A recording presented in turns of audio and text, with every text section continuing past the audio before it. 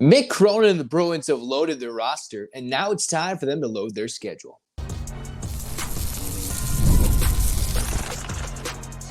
You are Locked On UCLA, your daily podcast on the UCLA Bruins. Part of the Locked On Podcast Network, your team every day.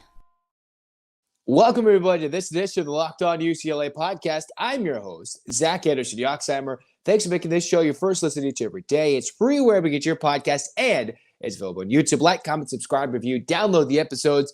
Thanks for your support. We get started today talking about a little bit. Of course, the Bruins have done a lot to load their roster, but there are reports now what their schedule may look like in the non-conference. Some big boys, most importantly, to keep the Bruins on the West Coast before a lot of Big Ten travel. This episode is brought to you by GameTime.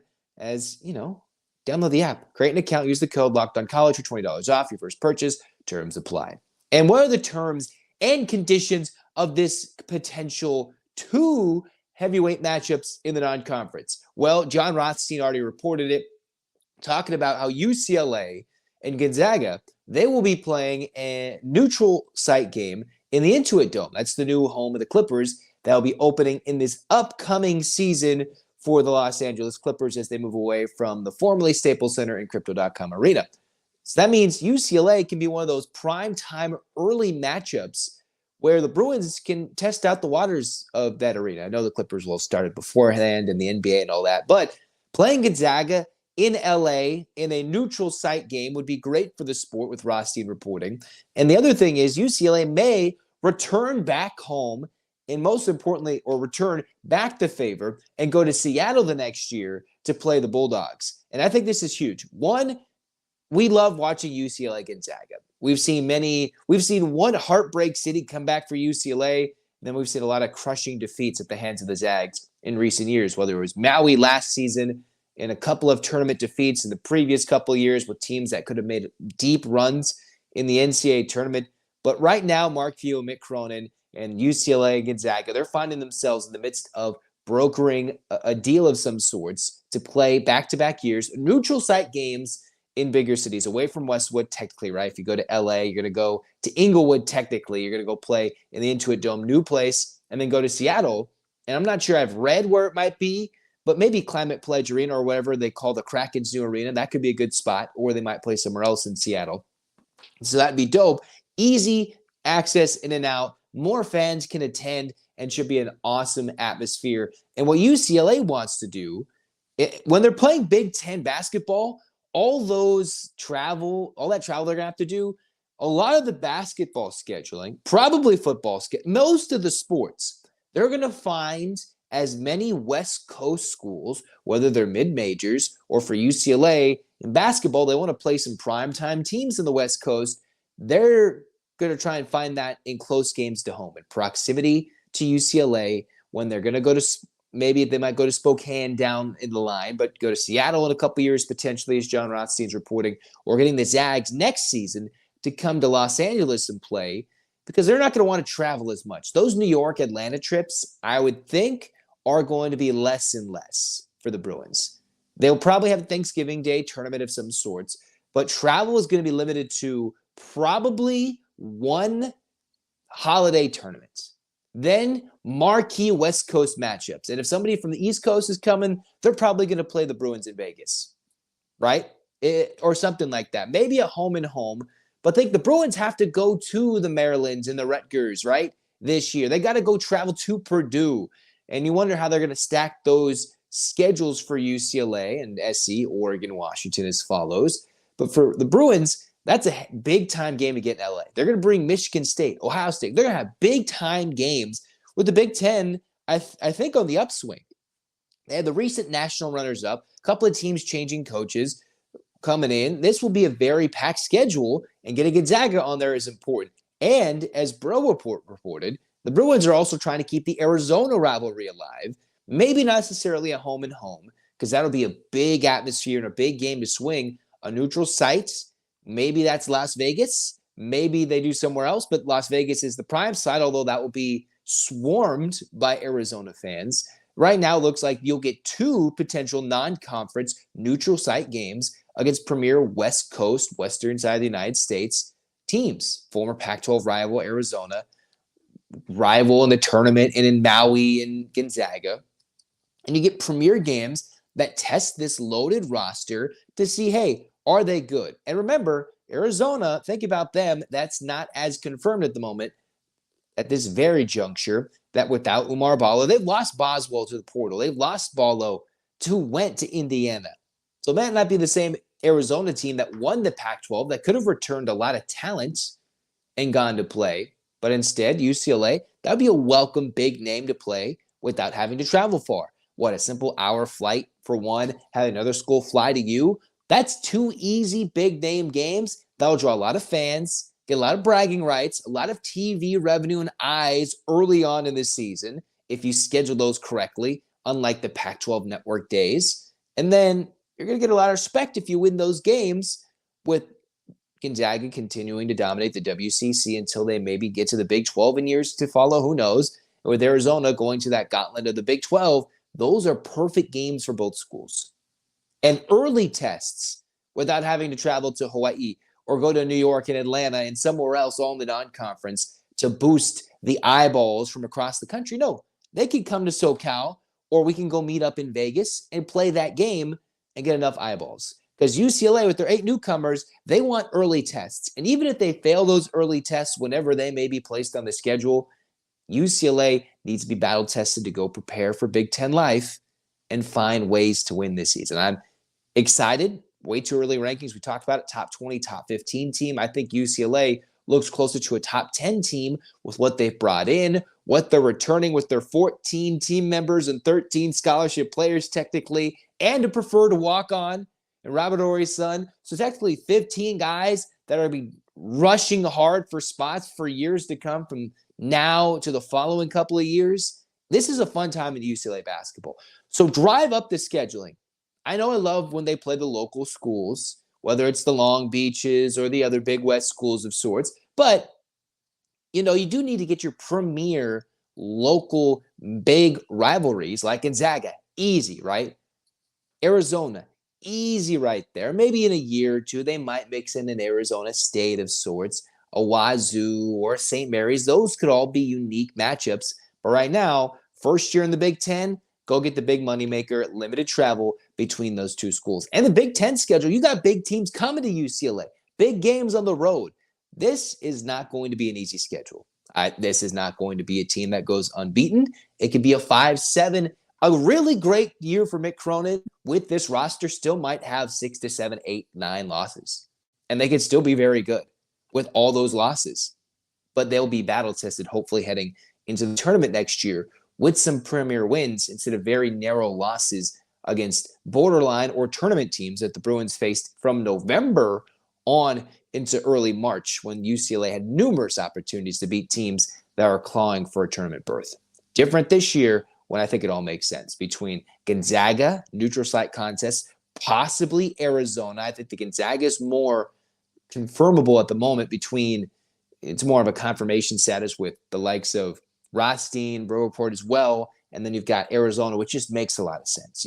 Those two schools should be on UCLA's basketball non-conference wish lists every year until something changes. Make it make sense? It does. It makes a lot. It makes a lot of dollars as well. Talking next, speaking about dollars, Cal's going to make some money because of UCLA going to the Big Ten. What happened? The UC Regents finally made their proposal, $2 million or $10 million. They chose the high number. Let's talk about that next on Locked On UCLA. Let's talk about game time. You could be excited about all the playoffs happening. You could be excited about whether it's the Stanley Cup, the NBA, Major League Baseball. Well, Game Time is an authorized ticket marketplace of the NBA, which makes getting playoff tickets even faster and easier. Think about those games I just talked about.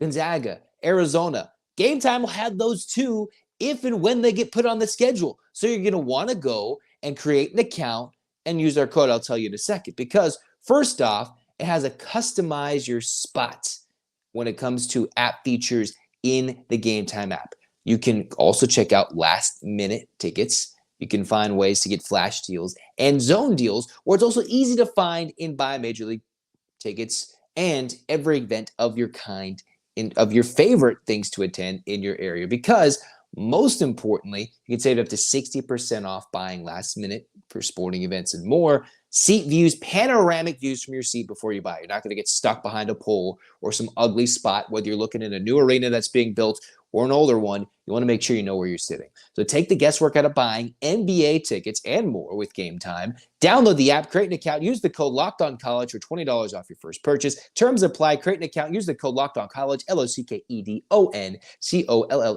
LOCKEDONCollege for $20 off.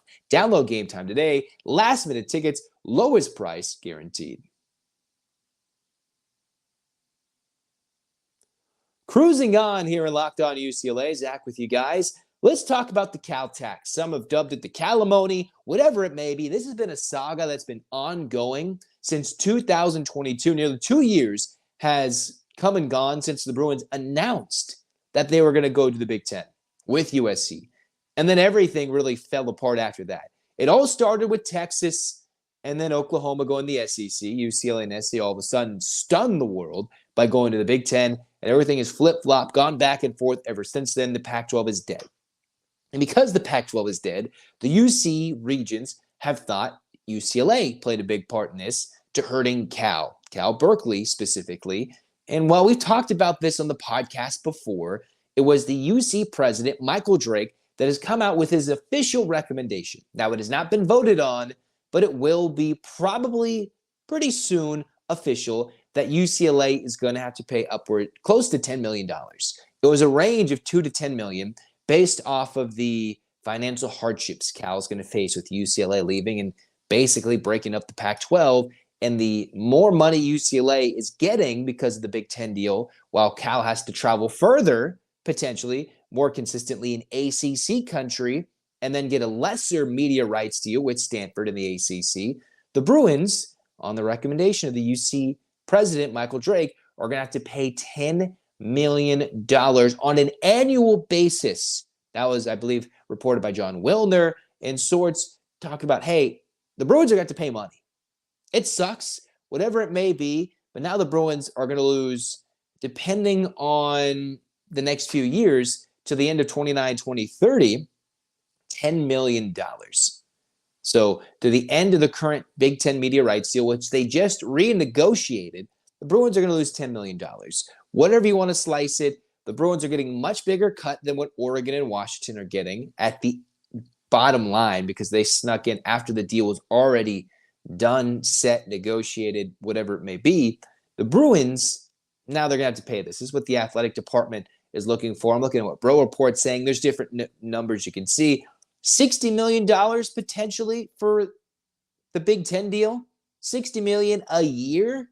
That's going to help support a lot of athletic department deficits, support some teams that don't make a lot of money. Newsflash, as Mick Cronin and many coaches have already said, a lot of teams operate, every university in their athletic department practically operates at a deficit. And every team basically loses money. So that's where we're going at here. Making $60 million, that was a prime reason UCLA got the decision. You bump that down, the enhanced travel costs, all the things they had to promise to the UC regents and more, that they're going to enhance nutrition, academic help, mental health, more help, all that and more. UCLA has to up the ante. So I wonder how much they're going to make based off the improvements that they have to install and the added costs with everything in between, with more travel. But then you bring in the ticket revenue. The Rose Bowl, hopefully that's going to sell out quite a bit. I think I saw a graphic the other day. I forgot who posted it. The money made or lack thereof from Pac-12 schools in ticketing revenue from people coming in. UCLA, one, had to go through the Chip Kelly era, which was already baked in a pandemic era, where in Southern California, there was not a lot of fans coming in. There's no fans in 2020, limited fans in 21. And then that just kind of kept going with the trend of people hating on Chip Kelly. The Rose Bowl was impacted. You lose that revenue when the Bruins were Final Four good in the Pac-12, in their final years of the Pac-12. Got some fans in and out of the building the years after. But then again, think of all that missed ticketing revenue the Bruins don't get.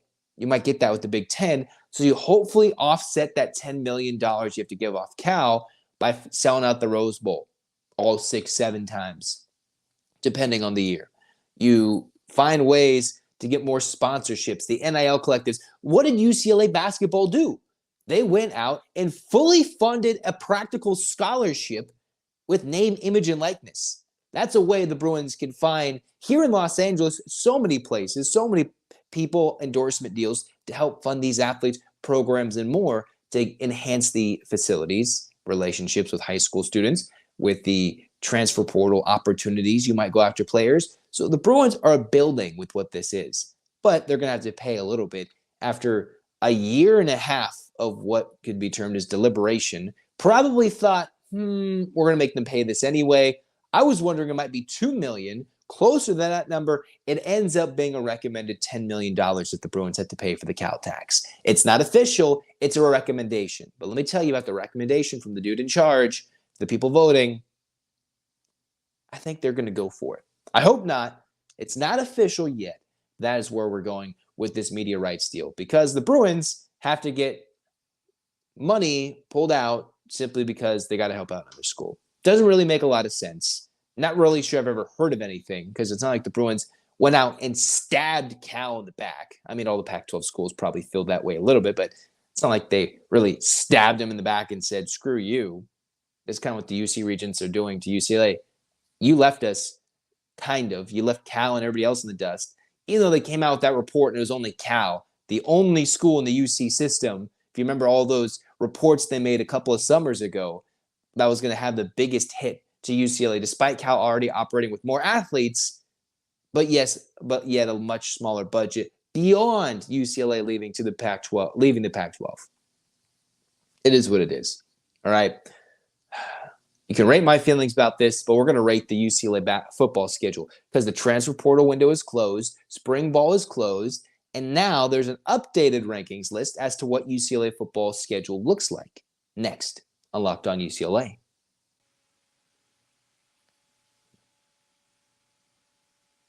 Let's talk about Monopoly Go, because game off, we're not talking shop right now. We need to talk more about Monopoly Go. All right, you're throwing your flags all over the play. Okay, we've already talked about, I get it. There's so much good stuff in the game in Monopoly Go. You can team up with your friends to play in tournaments. You can work together to build each other's boards. And the more you win together, the more awesome prizes you unlock. Anywhere from stickers, new playing pieces, and hilarious emojis. When do you want to taunt those same friends or frenemies or enemies when you smash their buildings and heist their vaults? Yes, play together, but also do all those fun things. Because it's new and exciting every day, constantly changing challenges and tournaments when you include the big, massive multipliers, when you win or have rent frenzies. Always something fun to discover in Monopoly Go, so get off the bench and download it now free on the Google Play Store or App Store. Game on.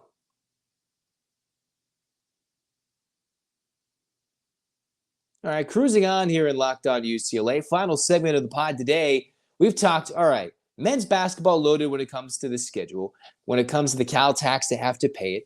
And now we talk about, hey, it's spring ball over. What does the UCLA football schedule look like? Well, looking at 24/7 Sports, they came out with their latest ranking for the 15 toughest schedules in the country for 2024. Remember, SEC, now it's Texas and Oklahoma. UCLA and USC, Oregon and Washington in the Big Ten. Big 12 has a lot of new teams. So a lot of already developed non-conference battles that were pre-planned prior to the conference realignment is going to weigh heavily in this right now. So let's take a look, all right? UCLA, where they rank amongst the 15th toughest schedules. We're going to talk with number one. UCLA, they're not number one. They don't have to have a tough schedule. That is rated with Florida. They think Florida has a tough schedule. They have Samford on the schedule. I don't see how Florida can have the toughest schedule in the country when you have Samford scheduled. I just don't believe it. But that's who they rate as the toughest schedule. Then you've got Arkansas.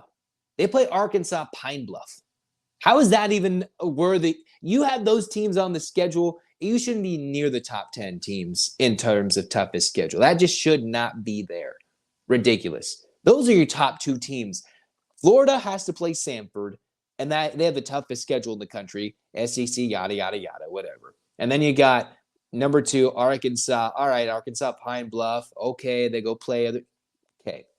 You're going to see a lot of flavor. Who's number 3? SEC school. SEC school number 4. Number 5. Let's go number 7. 6 of the first 7 SEC schools. Let's keep going. 7 of the first 8 SEC schools. You see how that works? 8 of 9, the first SEC schools. Okay, I could go on a long rant there. But where does UCLA rank in the top 15? They are number 14. Don't even forget my SEC round. That was just pure whatever. UCLA, we've already talked about the schedule. I think it's not as much of a gauntlet as people think, but now that the time is over, it's settled. People have filled their rosters, filled holes, lost players, whatever it may be after the spring ball transfer window. UCLA, a tough road trip in terms of having to go to Hawaii. The game should be a win for the Bruins. That's where they start the season, a couple days off. Then you get Indiana, new coach, trying to filter things in. That's their Big Ten opener. Week 4, which is their 3rd game, and then UCLA gets to play LSU. LSU, where the Bruins go on the road to Baton Rouge, their 3rd game of the year, and then host Oregon. I know Oregon's getting a lot of love, but they're still changing quarterbacks. Dylan Gabriel. We'll know what Dan Lanning has cooked up in Eugene there, but the Bruins will host Oregon. Penn State, tough, although they couldn't really complete a pass last year when they played some of the better teams in the Big Ten. Minnesota, I think, trying to replace their quarterback. Rutgers, tough team. Nebraska with the true freshman quarterback. Iowa, if they have an offense, super tough. At Washington, replacing their quarterback. USC and Fresno State to end the year, both at home in the Rose Bowl. We'll see. USC one thing and Fresno State. Well, the Bruins need to give Fresno State a taste of their own medicine, just beating them. All right. So the Bruins have the 14th toughest schedule. They have 4 teams that are ranked in the preseason top 25 after spring, based on what the 24/7 sports model is.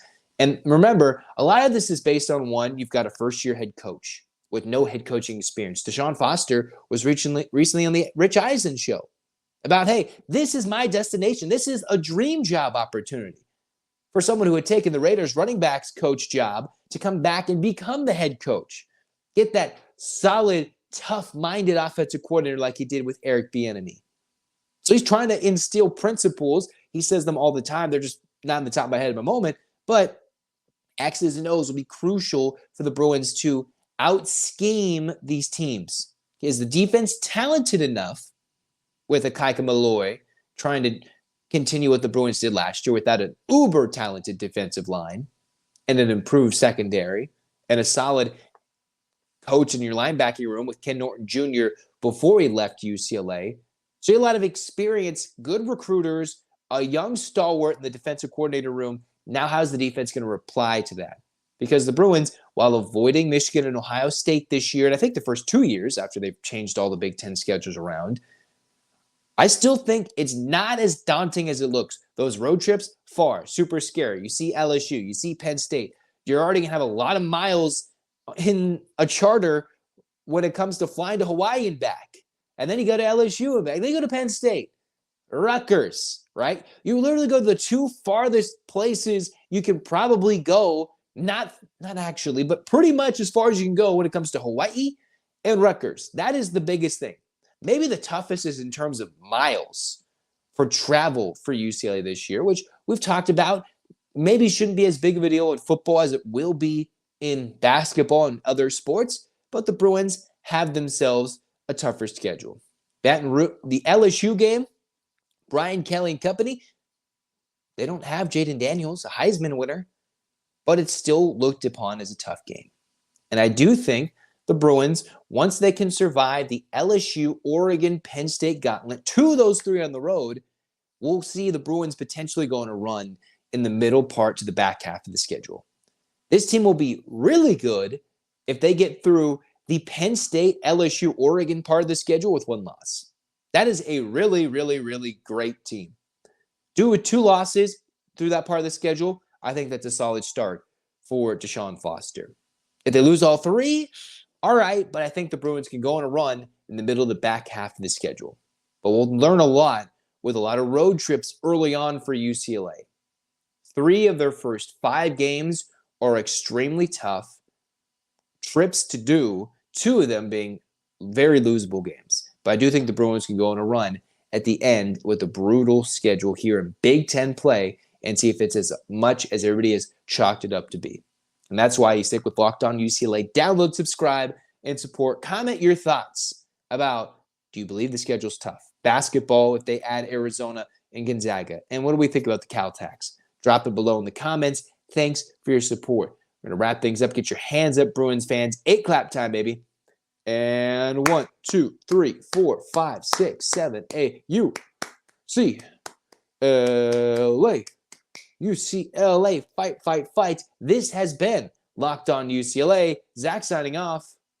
Go Bruins.